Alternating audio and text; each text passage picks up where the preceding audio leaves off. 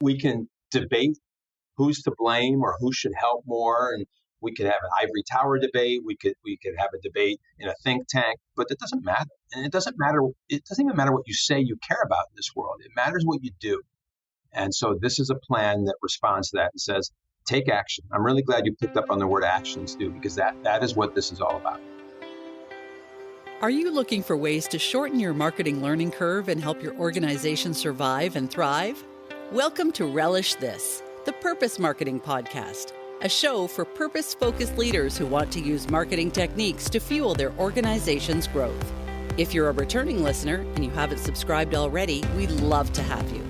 Also, please consider leaving a review wherever you listen to podcasts.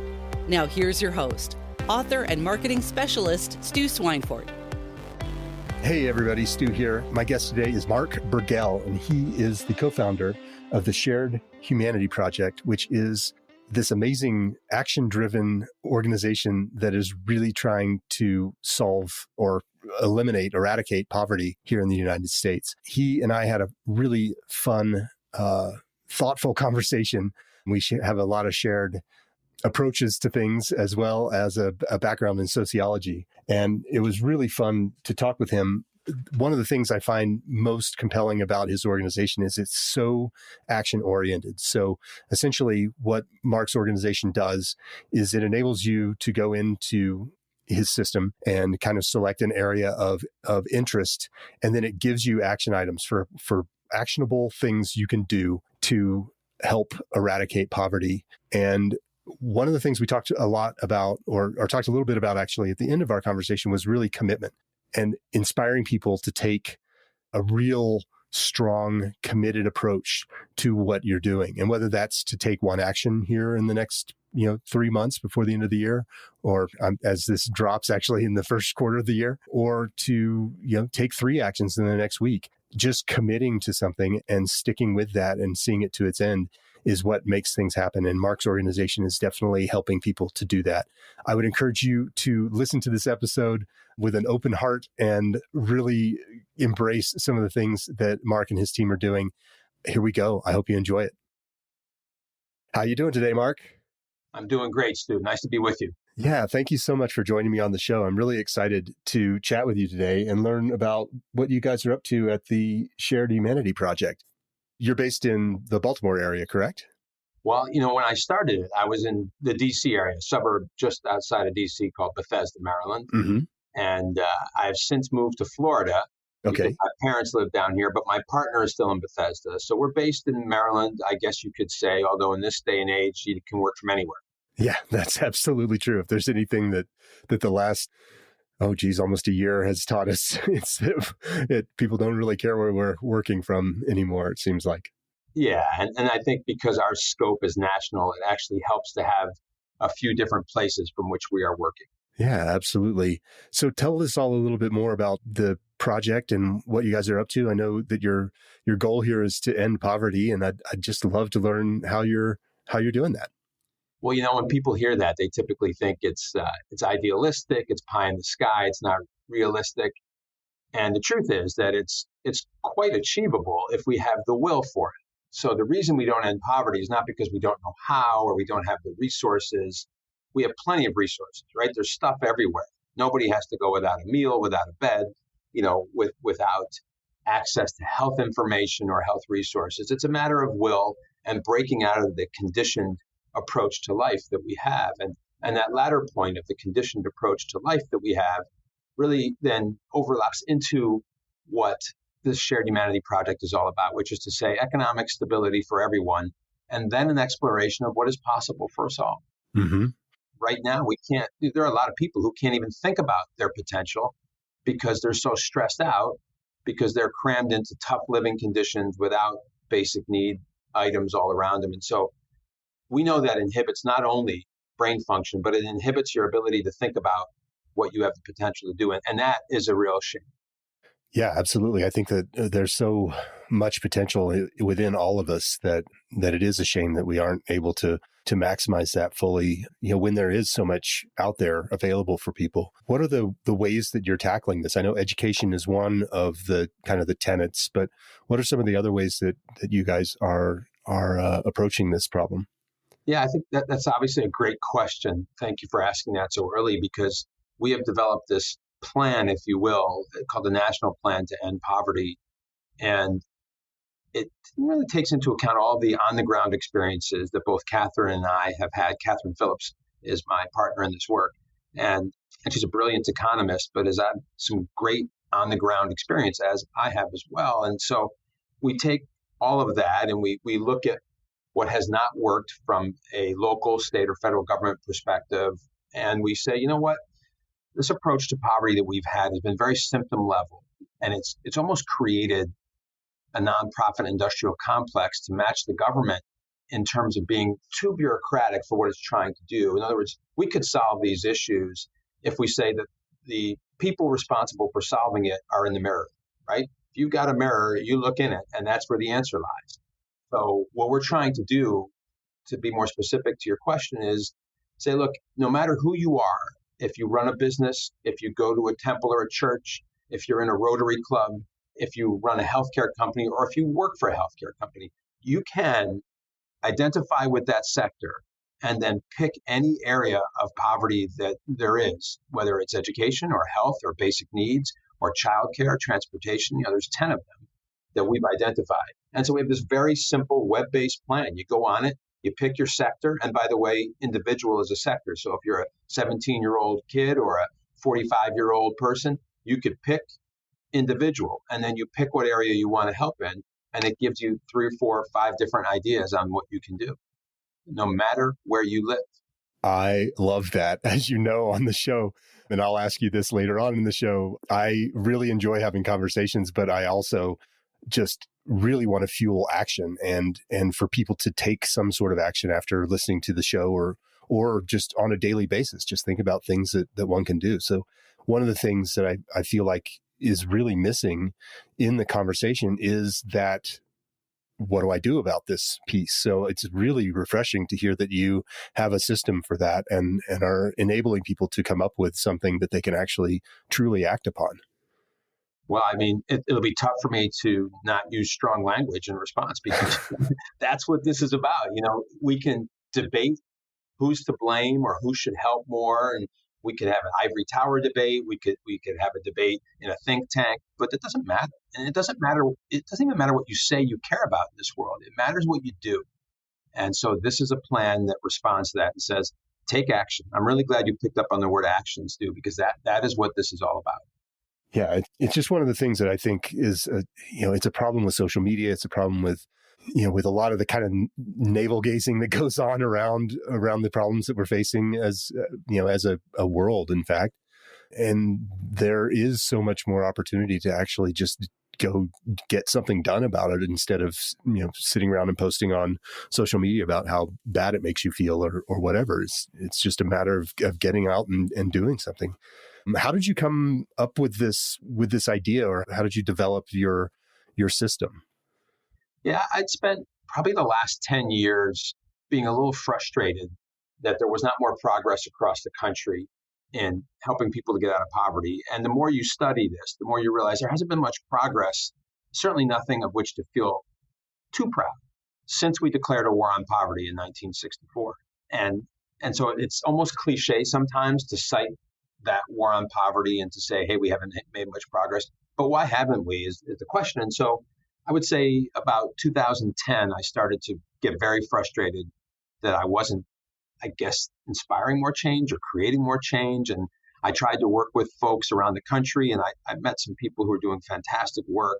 But everybody tends to get siloed, and everybody tends to worry about whether their budget is going to be okay. And that's understandable. But we almost start to judge success in the nonprofit sector on how much revenue we have each year, instead of how much closer to being extinct we are. Because really, we should work ourselves out of business if our goal is to end poverty. Right. It shouldn't be to get bigger and bigger. It should be to get closer and closer to having to find something else to do. And so I just started looking around, and in 2010, I said, okay, what does work? And I was surprised to find that not much worked. And even in programs where they had success, if you drill down on the data, you could find that it was fairly selective. In other words, 200 people started a program, and these 10 people who finished were successful, so we should celebrate that. And I used to think, what happened to the other 190? And so I think a critical eye helped me to say, okay, what we are missing here is full engagement. We are almost telling businesses how they have to act instead of saying, hey, businesses, can you lead the way, right? And so many business leaders I've met around the country are so committed to their fellow human beings. And instead of thrusting laws or regulations onto businesses, I think because so many people are in the private sector, we should look to the business community where they have to succeed or they go out of business, right? We should look to them to lead the way. And then I thought, well, faith communities, they're awfully inspired. Maybe they could lead the way as well. And then students, I saw more students doing creative things to help individuals in their communities so they could lead the way. So that's kind of how it came together. We looked at what were all the sectors, and we decided to put a lot of faith in everyone and say, you guys could lead this. And so that was behind it. And it's a longer story, but boy, I should stop talking for a minute and let you talk. Well, you're the guest on the show. I'm excited to hear how you guys have tackled this. You've certainly identified three sectors that I think have a lot of power behind them and tend to have a lot of creative thinking and certainly a lot of gumption. So it's great to see those three segments of the population get called out in your plan. Well, I can tell you, I mean, as long as we're talking about the sectors, just so the listeners know that there are 10 sectors. There's the business sector, there's civic associations, there's the educational sector, the faith communities, the government sector itself, healthcare industry, and then there's nonprofit organizations, there's the philanthropic sector, there are just individuals and families, and then there are people with lived experience. I think this is a plan that puts people who live in or have lived in poverty front and center because they are the ones who can tell us what works and what doesn't work. Yeah, that's great. How are you reaching out to those sectors? And I mean, obviously there's probably some overlap in some of those, but have you identified ways to get in front of all 10 of those people effectively? That's a great question. I'm wondering how long until I shill and give our URL. You know what I mean? How long will it take in this conversation before I do that? But if you go to nationalpovertyplan.org, you'll see those sectors. It's really easy to see them. And then you'll see the areas of poverty that we've identified. But before I even mention those, I'll answer your question, which is to say, yes, we reviewed about 1,000 different programs before we put this plan online. And we looked at what programs work and in what sectors are there innovative and or proven solutions. And then we started to reach out to them. So we have people from every sector who have been intimately involved in this plan, helping us decide. When we started, we first launched the plan in the summer of 2021, we had about 300 actions on there. So we first loaded 1,000 on there, took it back to 600, and then took it back to 300. And now we are building it back up as everybody from these sectors tells us what they're doing. Oh, that's great. So you're actually testing the actions to kind of determine which ones should continue to be published and which ones might need a little bit of massage. And are you consistently and constantly adding new actions to the system? Yeah, the plan is called the National Plan to End Poverty, but it could be more aptly titled the People's Plan.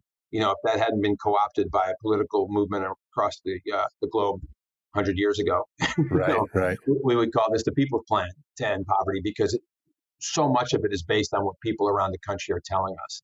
Because we can only be in a couple places, right? And we can only be in one place at once. So I want to know what works in South Dakota. Like, how are they really helping indigenous populations in South Dakota where there's been so much poverty?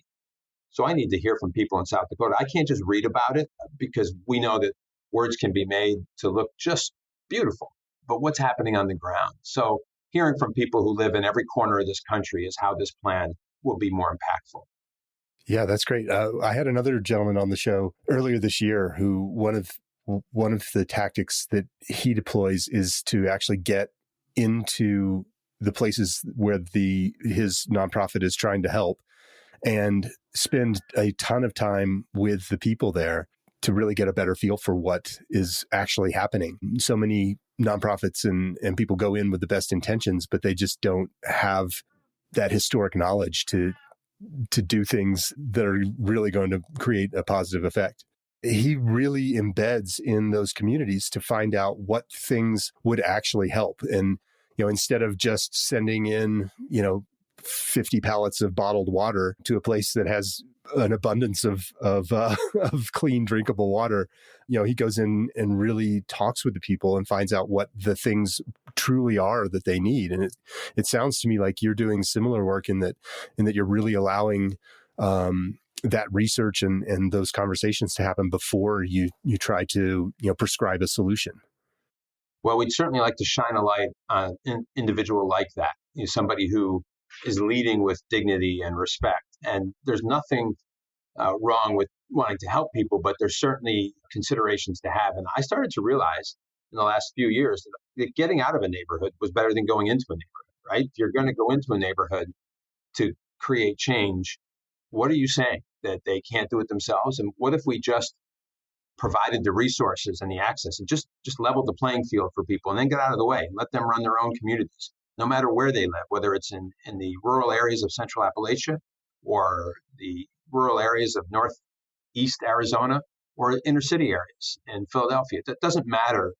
I think what matters more is that we look at how we can level the playing field for communities and help set them up for success. And we know what a healthy community looks like. We know what success, economic success looks like. Mm-hmm. So let's just provide opportunities for people to achieve that. And I think that the input is at the beginning, right? I'm a big believer in equal opportunities at the beginning and then letting people kind of create what they want to create in their lives. Yeah, that's a fantastic way of approaching it, I think. How do you guys identify the communities that you want to bring on into the program? Is there a mechanism by which you're finding kind of candidates for the program, or is that as organic as bringing on the kind of channels, for lack of a better word, for assistance? Well, this is a plan that looks at the entire country. So one thing we have not yet discussed is the data that we have in this plan.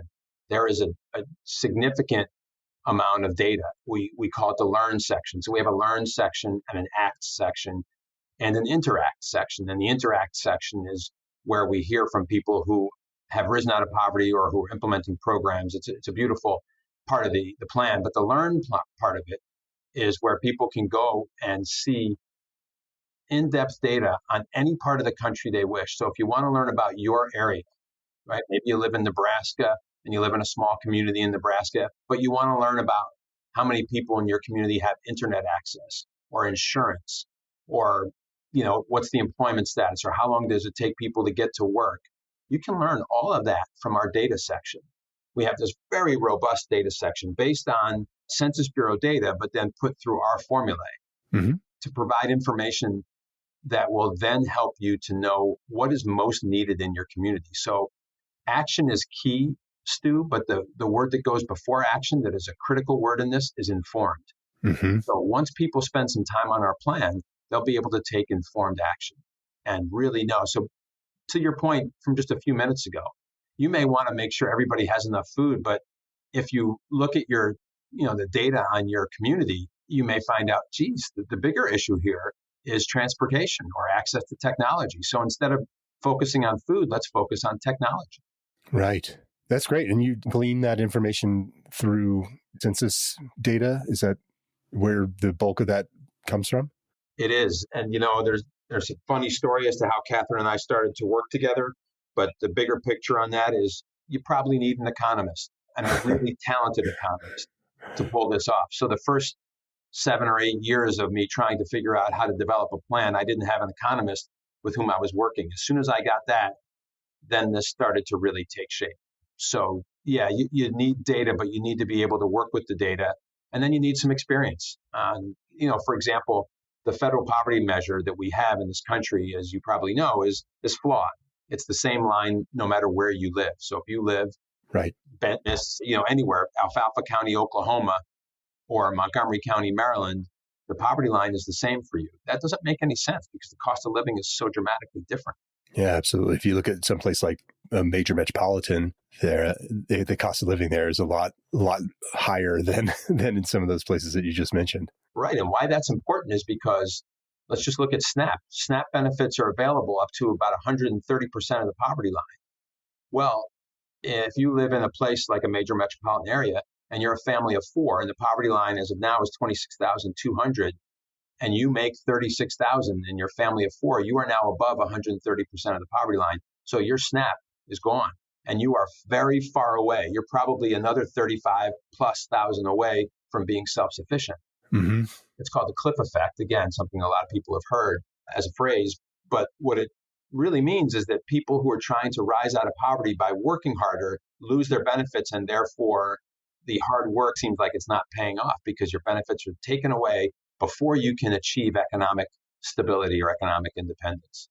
Right. It's like that childcare conundrum where people look at going back to work or paying for childcare or in having to pay for childcare and that just not being economically viable because all of a sudden your entire salary is wiped out through a number of different factors that kind of come into play. It's a lot like that. And the good thing about this plan is we have solutions. So childcare is one of the areas of poverty that you could address. So in the action guide, you could say, you pick your sector as we talked about, but you could pick then from 9 different areas. And those areas are basic needs or childcare, education, employment, financial stability, health, housing, safety, or transportation. So you pick one of those areas. And if childcare is the issue, then you will, once you pick your sector and you pick childcare, you're going to get a menu of actions you can take. And then you could use the data to say, well, it looks like this is the one we need the most. But to your point, childcare is a lot like the SNAP benefits, which is to say, getting a job sometimes makes it less affordable to live. And I think this is about partnerships. One thing this plan, screams is to not walk alone in this. Form partnerships. If you're a business, form a partnership with a civic association or with an educational institution nearby. And maybe what you could do is you could find childcare providers in those sectors for your employees. You know what I mean? So then when you hire someone, if you can't yet pay them enough to get by on their own, maybe you can reduce their costs by having childcare offerings or, transportation deals because you've partnered with local government. So this is a plan that really does emphasize the importance of collaboration. Yeah, it's interesting. I've been mentoring a company here in the Boulder area that has kind of a co-working space, and one of the selling points that or the differentiators is that they are a co-working space for working moms where they have on-site childcare.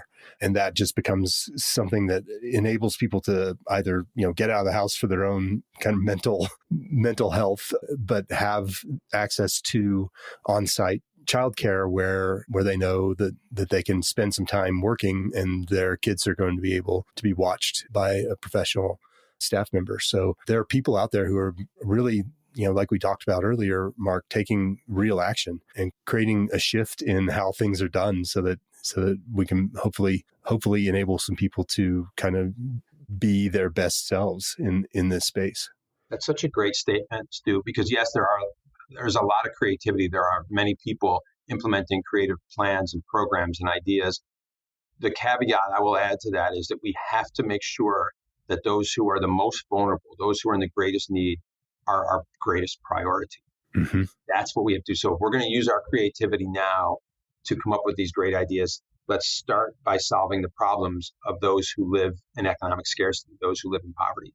That is the key to this. And it makes sense if you think about it like a family. Let's say you're a family and you have 3 kids and one kid is just brilliant and the other kid is an average student. And then the third kid has some challenge that doesn't allow this student, who knows what it is, to perform well in school or even to live what we might call a normal life. All the energies go to that third kid, right? And everybody understands it, that what we're going to do is we're going to make sure this child has the support necessary. Mm-hmm. That's all we're talking about here. Let's make sure that those with the greatest needs are our greatest priority. And then what we will find, is that people we think are needy, if you will, or in need, have so much talent that the collective we grows dramatically once we free up their potential, once we free up their talent by ensuring they don't have to worry about hunger, mm-hmm. just for an example. Have you done any research into the kind of the core psychological or sociological reasons behind why we as a culture don't tend to take care of those most in need as well as we could? That's a heck of a question. Maybe my favorite question of all time. I've never had to answer it, but I can tell you I got my doctorate in sociology, and my dissertation was on the shift from mechanical thinking to holistic thinking. Mm-hmm. So a very simple example is you have neck pain and you take a pill because you want a muscle relaxer. Right. Instead of saying, well, how do I sleep? Or is somebody looking over my shoulders when I work? Or am I thinking about a tense personal situation? In other words, what are the causes? Instead, we just treat the symptoms. Yeah. So that's our society. We are very symptom oriented, and we tend to see ourselves as individuals separate from other beings. And because we don't see the deep interconnectedness that defines our existence, we live as if we are separate beings. And that's the problem to me, this lack of connection. That's why poverty endures. And the more that we can see that we're all in this together, not clichégly, but truly in this together, then we arrive at the solutions. And that's why this plan is so inclusive. Yeah, it reminds me of two things. One is that old metaphor, I guess that's what you would call it, of building the hospital at the bottom of the river, where you have bodies coming down the river and you build the hospital down there instead of just going up the river to figure out what's causing all the people to be in this state of shape. Yeah. But yeah, it's the other one is I talk about ecosystems a lot, both in terms of marketing and in terms of just how we live together, and the idea that we aren't all part of this ecosystem, and you can take that out to whatever levels you want to. It's really kind of overlapping. But when we have one part of this system that's not healthy, it does affect the rest of the system, and we tend to just ignore that when it's outside of our own selves. You know, if my thumb hurts, I want to fix that because it changes the way that the rest of me operates. But when some other person is hurting within an entirely different ecosystem, but part of that, I'm part of that. As an individual, people have that tendency to overlook that or think that someone else is going to fix it for them. Well, that's right, and I think that the charge for all of us is to just think bigger and not, like you said before, not just in a cliched way on our social media to write a nice phrase about it, but to live that way. And if you understand how interconnected we are, then your self-interest goes to the back, because you get that what you thought was your self-interest was just a very small view of life, mm-hmm. But that you are intimately tied to the well-being of others, whether or not you feel it on the conscious level. Mm-hmm. And I think it's to me, it's a sad and small life to not put others way ahead of you. I think Gail Sayers was onto something, right? When he said, I am third. That might be a reference that's too old for most of your listeners. But, you can't be first in this. You can't say, what about me first? Because then you will, condition yourself to worry about, you and your entitlements first, instead of thinking about those others who may need some support. And by supporting them, your life gets more whole. That's the way we exist. The more we do for others, the more healed or the more whole we are. The word heal and whole come from the same Saxon root, HAL. So if we want to be healthy, we have to be whole. And if we want to be whole, then we have to live in this deep sense of interconnectedness with each other.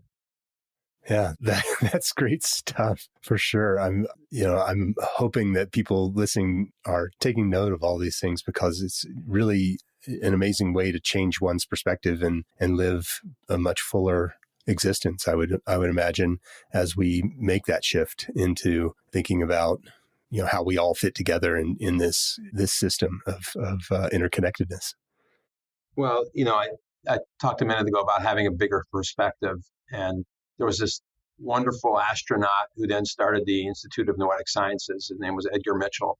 Mm-hmm. And he talked about how he was out there on Apollo 14 and he looked back at the Earth from space and he saw that all these boundaries we have and these differences that we created were nothing, that we were one whole, and you just needed that perspective. And that's more than a metaphor, but it certainly is a strong metaphor for recognizing that we argue about the small stuff instead of focusing on the big stuff.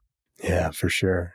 So how is your project funded right now? I know you have a donation capacity, you're a nonprofit, but how else are you funding the good work that you're doing?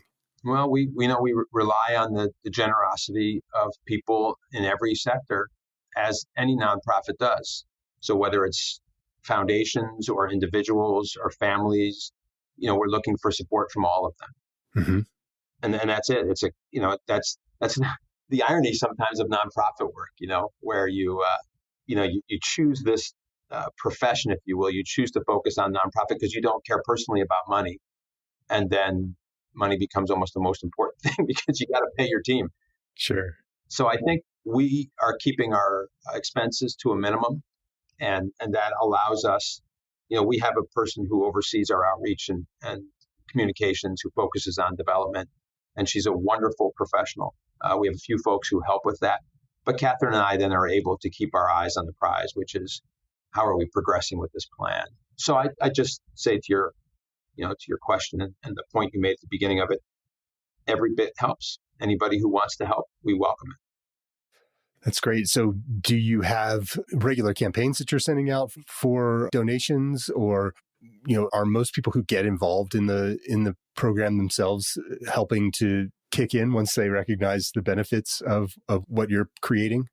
Yeah, I think the word has slowly gotten out. And so when we ask people if they want to give us advice, sometimes they give us advice and also a donation. And we're still, at the younger stage. We just incorporated in November of 2020. So we're just a little bit over a year old now. So word is still getting out, but we participated in end of year giving campaigns like Giving Tuesday, mm-hmm. and we'll continue to do that. So I'm hopeful that we can grow and raise the funds to do this in a national way, because a national focus requires a lot of communications, and sometimes you have to pay for those communications. Yeah, absolutely. There are programs out there available to nonprofits to try and take advantage of some of the resources that are available to you. So Google Grants would be one. If you haven't looked into, there's a program and a system by which you can tap into Google's ad space, where they essentially give up to, I believe it's about $10,000 a month to nonprofits who qualify to, basically expand their ability to reach a larger audience through the Google Grants program. So that might be something that you would like to look into. The other thing that we talk about a lot is in this kind of inspire phase of one's life cycle.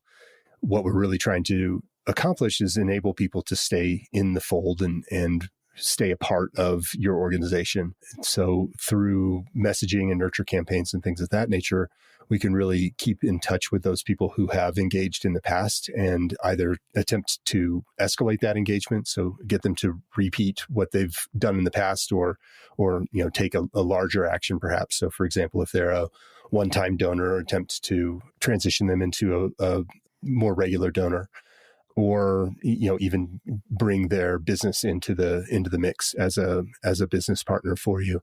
And then also really referring. And so tapping into the people who do feel passionately about your organization and trying to get them to spread the word and evangelize about what you're doing, just to expand your reach through their networking opportunities.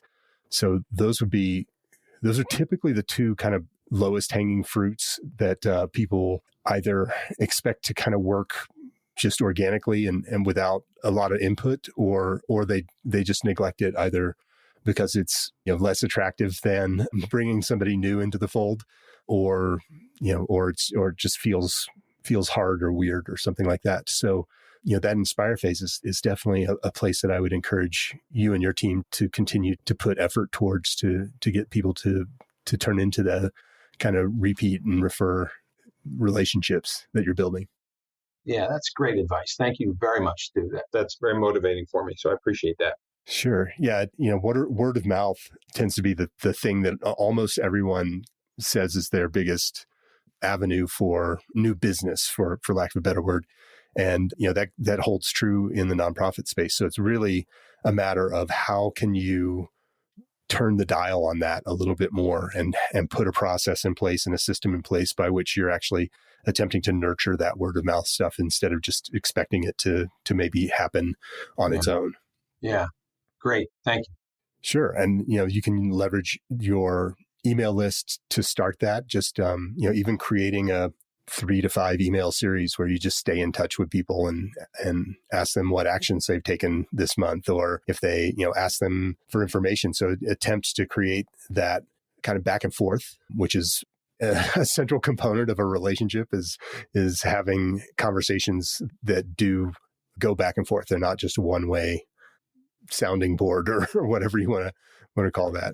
Right. Soapbox, I guess, is the word I was looking for there. But really trying to create opportunities for people to give input and answer questions and things of that nature. That's the hallmark of a great relationship, whether that's kind of online or in person.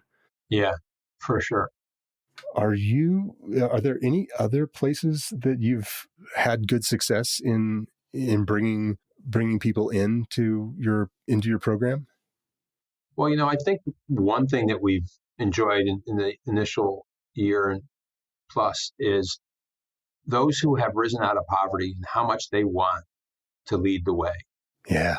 Because sometimes people can be objectified no matter what their experience in life. But in poverty, we do too often a terrible job of objectifying people. And, they call it poverty porn.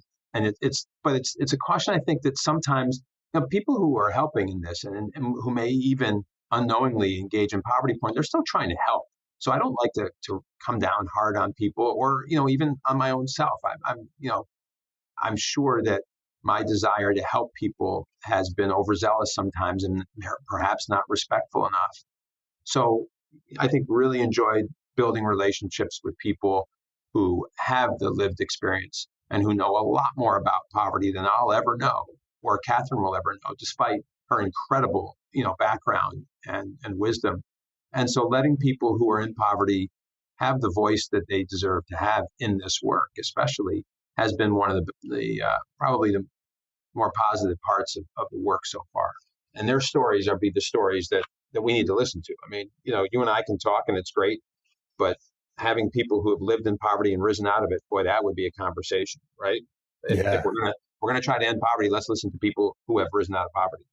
Yeah, absolutely. And that actually goes in line with some storytelling opportunities for you, where if you can position yourself as kind of the guide in this journey and the people who are rising out of poverty as the heroes, that can be incredibly powerful. And it's a little interesting in the nonprofit space because you kind of have to position the donors or the people taking action as the heroes as well. But one of the things that I think a lot of nonprofits suffer from is positioning themselves as the hero in that story. That's right. And that tends to create a conflict in people's minds because we all like to think of ourselves as kind of the leader in the story. But as a nonprofit, if you can make sure that you're positioning both kind of the donors, the people who are taking action, and the beneficiaries as the main characters, and you're there, just as a supporting mechanism to that really tends to be an effective storytelling opportunity that we see a lot of nonprofits having a little bit of a challenge kind of wrapping their arms around.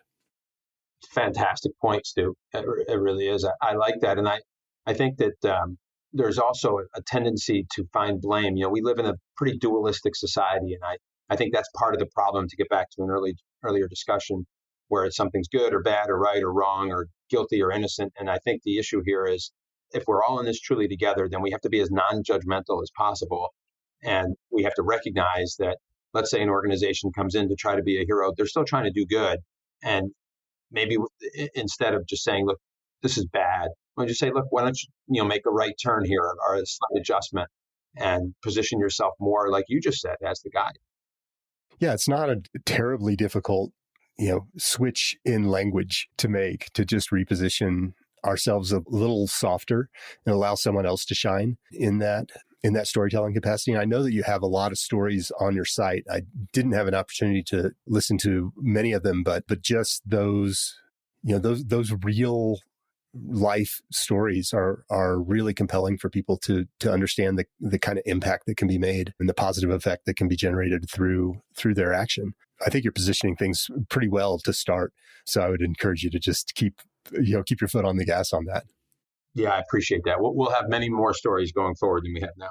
Yeah, that's great. What are some of the biggest hurdles that you're facing? Is it awareness? Is it getting people to actually take an action? Where are the challenges that you face most frequently landing? Probably resources. There's only a couple of us who got this started, and And so finding like-minded individuals has always been my biggest challenge. Not finding people with big hearts. There are people with big hearts everywhere you look. But I think building a team of really selfless and egoless folks who want to make this type of a commitment, who recognize that this life is all about how much do we love others, and can we live our lives in line with that, or is it just something that we think about in our more philosophical moments or even our spiritual or religious moments?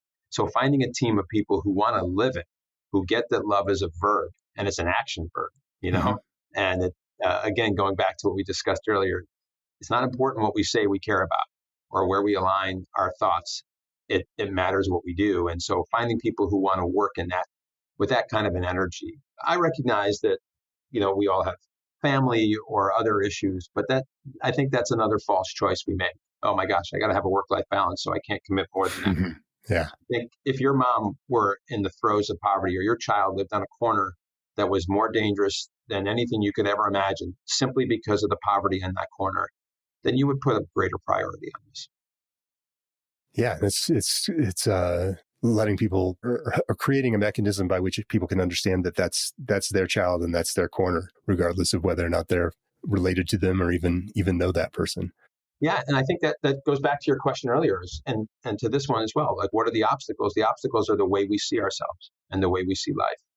That's our obstacle. I think the lack of belief in our own selves, that's an obstacle. So how we see ourselves in every way is, perhaps surprisingly, the main obstacle in ending poverty. Yeah, that's really an interesting concept to wrap one's arms around, to just think about how to adjust that for people and how to make people take that leap from, posting inspirational quotes on their Instagram account to actually taking some action. Yeah, that's right.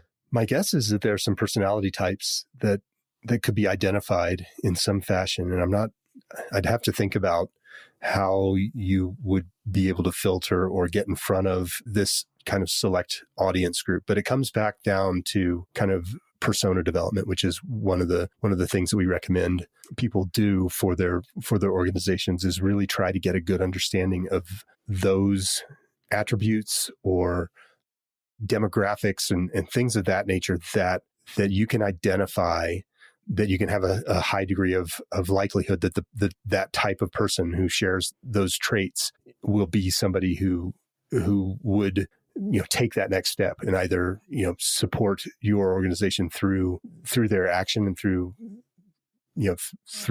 a donation, or support what you're doing through their just through how they're approaching their life. And so that's probably an exercise that's a little interesting, trying to come up with what those personality types are. But my guess is that if you sat down and as a team kind of worked on that and looked at perhaps some of the people who've taken the biggest action. So, just thinking about some of the young activists who are out there who are, very active in Black Lives Matter, for example, who are really, living it, not just pushing out platitudes, I guess, but really try and come up with what those personality types are. It'll help you get in front of those types of people so that you can do more good, or you can help them do more good, I guess would be the better way to state that based on our last conversation.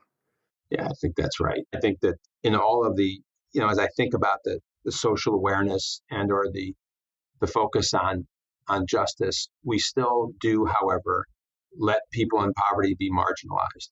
We still do that. And I think we do that again because even in our zest for our causes, we are still too selfish.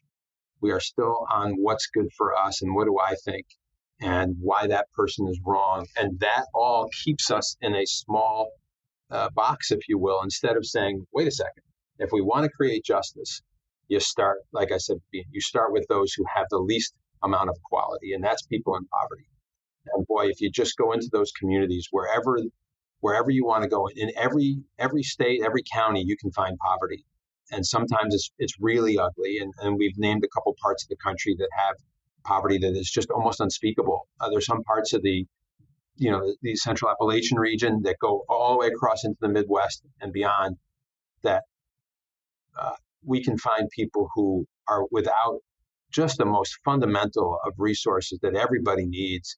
And we almost treat them as untouchables. It's just very hard when you spend time, really getting to know who lives where and how they live. And the fact that we allow that, it's a painful thing to realize. However, the focus has to immediately switch into solutions and what can we do. And I don't think we, as passionate as I may speak about some of this, it still does come down to people aren't going to change if we make them feel bad. So how do we just say, look, love is not a touchy-feely thing that you can't connect to because you're a tough person or because you think it's somebody else's purview. Love is really what's there at the beginning. None of us, when we start off in life, want to see anybody else suffering. We reach out to connect with one another, and we can't lose that, but we do. We allow the conditioning of life to get in the way. And so in many ways, we have to kind of peel away all of those layers that make us think we're different from others, and arrive at the end at that place where we realize that we are one. And if we live that way, we will enjoy life a heck of a lot more. All of us will. Yeah, it's interesting how that works, right? I'm trying to come up with some ideas on how to spread that message, because if you can spread that message, then you have people more ready to actually take that action and live that kind of selfless life where they're able to to see that benefit and not be as concerned with the individual challenges that are going on. And yeah, it's it's an awareness kind of campaign, I would imagine, and just trying to to get that word out tied to that action piece, because there are plenty of people out there posting every day about selfless living and purposeful living and things of that nature. And I think that there are a lot of people, fortunately, who are starting to take that approach to their lives. So that makes them more apt to be an action taker when it comes down to that next step. It's just how do you get them to, and you mentioned ego earlier, but how do you get people to kind of divest from that or encourage people to see that as an option? I'm not sure that I know what the answer is. I have you and your team done outreach in that regard, just to try and either shift attitudes or take a temperature of those attitudes to see what people are thinking? Very much so. In fact, a lot of what we've discussed has been part of what we've done in terms of creating awareness and trying to link awareness to action. Many of the things you've said are exactly what we've been trying to do. So credit to you for being so astute. But yeah, that's exactly, that's how you build something like this. Right. And so when you talked earlier about how about your resources, that's where our resources go. So our use of funds is really on how do we communicate nationally, even with social media and, whatever the internet allows, communicating to all corners of the country is still a very costly thing to do. Yeah, absolutely. But yeah, it's really challenging for sure. Yeah, but worth the effort, because again, it's not about us. So when you recognize that, you just do whatever it takes. This is a crisis. I mean, poverty is an unbelievable crisis for people who live in it, whether it's deep poverty or even, the in and out of poverty life that so many families live. It's a significant crisis, and it just makes life an unhappy thing to experience. And that is unnecessary. We shouldn't dwell on the unnecessary. We should say, okay, how do we solve this? And I believe this plan, and I believe the work that Catherine and I are doing offers a lot of solutions to it. Yeah, it's great work. It's, there are a few pieces of awareness there. I think, and it sounds like you're messaging things appropriately to try and encourage people to understand and see where there might be opportunities for them to do some things that, perhaps that's part of it is actually getting people to take action that doesn't require a ton of sacrifice to start. and then escalate those actions as people kind of get more used to and have a better understanding of what is possible. That's it. I'm sorry, I didn't mean to cut you off, but what is possible? That's the focus. That's the phrase right there. That's the name of the book that I hope to put out this year. That's it. Cool. Yeah. Nailed it. What is possible? And I think when you put it like that, you realize that ending poverty is not the end of the road. That's just a way to get us to the point where we can then say, okay, now that we've all got this economic stability, now that we're not allowing this unnecessary suffering, what's possible? What is possible for the individual and what is possible for the collective? Well, I love it. I love that's the title of your book. I think it's an important and forward-thinking approach to things. It's not just the problem; it's the what can be created once we've gotten past the problem, which is just fantastic. Are you writing your book now? Yes. When are you planning to have that available? I would say that answering that question is something I've learned not to do. Let's say I hope this year, and I plan for that. But there's a depth to it that I want to have. I have a problem sometimes, which is that perfect is the enemy of the good, and I get that. So I'm trying to relax that a little bit, and if I can relax that a little bit, then I would say this year, and if I can't, then I would say never. No, just kidding. I'll try to. I'd like to get it out there this year. Oh, that'd be great. I think that people are probably really ready. If there's if there are a few trends that we've heard throughout kind of the last couple of years, is that one is that people are missing the opportunity to have connections, and two is that people really want to be part of a solution and they want to help. So that core kind of human nature has not necessarily gone away. I know that the media would have you believe that everything's about to burn down all the time. They sure would. But people, I like to think that people are genuinely come from a position of goodness and a desire to help others, and we lose track of that sometimes along the way. But as a species, we have done some remarkable things, and I think that if we put our collective minds together, we can continue to do some remarkable things like ending poverty, for example. Beautifully said. I couldn't have said it any better, Stu. That's exactly right. Well, thank you. So how can people find out more about what you guys are up to and find out how to get more involved in the Shared Humanity Project? SharedHumanityProject.org is our website. Again, SharedHumanityProject.org. That's our organization website. And the national plan website is nationalpovertyplan.org.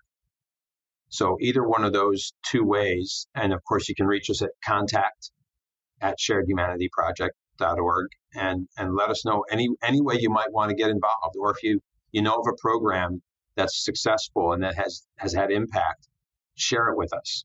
And if you look at our site and you think, geez, you guys really messed up here, you missed all of this great work being done in this area, tell us. We don't have an ego in this. So we will continually improve the site. And the more people who reach out to us, the better. And if people want to make a financial donation, there's a donate button on the website. And the reason I mention that is because the more feedback we get, the more people we might need on staff to help respond to them. Right. Absolutely. So that's the only reason I bring that up. And so I think those are the best ways. And we look forward to hearing from you. And once you email the contact email, we'll probably shoot back notes from our personal emails and start conversations with you. So it's contact@sharedhumanityproject.org. Well, that'd be great. And so back to the action piece. I mean, obviously there are a few action items there that people can take, but if there's one thing that you would want people to do, one action you'd like for them to take after listening to the show today, what would that be? Go to the website, because there's 300 actions, and just, I would say, make a vow, because we can all say, I'm going to start this tomorrow. I've done that with a lot of things for a lot of years. But if you make a vow and you say, I'm going to do, one action or 3 actions this year, no matter what, I'm going to do those actions.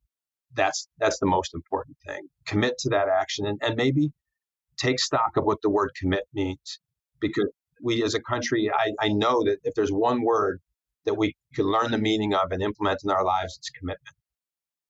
I agree completely. And I actually have done a lot of work with a coach in this last year. And that was one of the things that he really wanted to hammer in is is that you need to create a commitment. And then if that's not coming through, it just means you're committed to something else, but figure out what it is that you're committed to.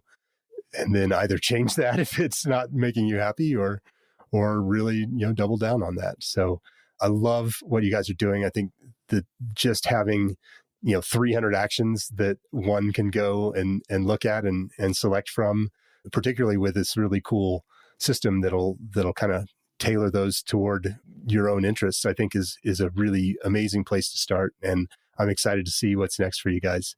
And thank you so much for being on the show today. I love the conversation, Stu. Thank you. Me too, Mark. I'll talk to you soon. Okay. Bye-bye. Bye. And there you have it, another great episode of Relish This. Thanks again for listening. You can find past episodes of the show at relishthis.org.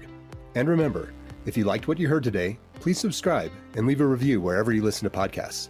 For more information on purpose marketing, grab your free copy of my book, Mission Uncomfortable: How Nonprofits Can Embrace Purpose-Driven Marketing to Survive and Thrive. Get your copy now at missionuncomfortablebook.com.